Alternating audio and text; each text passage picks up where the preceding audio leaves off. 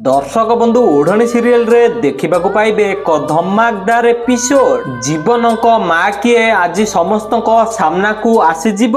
जीवन से स्त्री लोक को घर को आणिक आसवा पर से अंश को देखिबे आ कहिबे मो पुओ एमिति कहिकी अंश को से जाई कुंडई पकेइबे। तापर ज्योति अंश को कहिबे आपण जानिछंती यांकु आपण तो कहउथिले आपण अनाथ बोली। ज्योति एमिति कहि कहिबे ये आपणक माँ। तापर अंश कहिबे हां ये मो माँ। तापर अंश गोटे प्लान करिकी कहिबे एक्चुअली एंको मुंडरे बसिछि जे मु यांको पुओ बोली।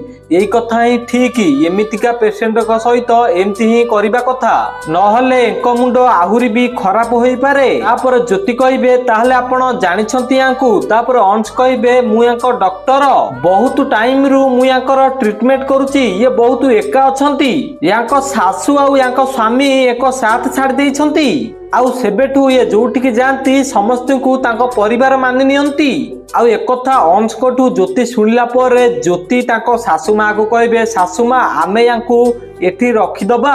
एमिति ज्योति कहिले ठीक सेही टाइम रे जेजेमा आउ जीवन को बापा आसिकी पहुंचबे। आउ से स्त्री लोक को जीवन को बापा आउ जेजेमा देखिकी पूरा आश्चर्य होई जिबे आउ तांकर सबु पुराना कथा मने पड़ी जिवो।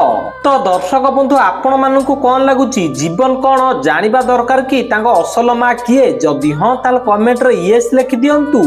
आउ आपण माने जदि चाहुचंती अंशर सत समस्त सामना को आसी जाऊ ताले वीडियो को लाइक करी चैनल को सब्सक्राइब कर दियंतु।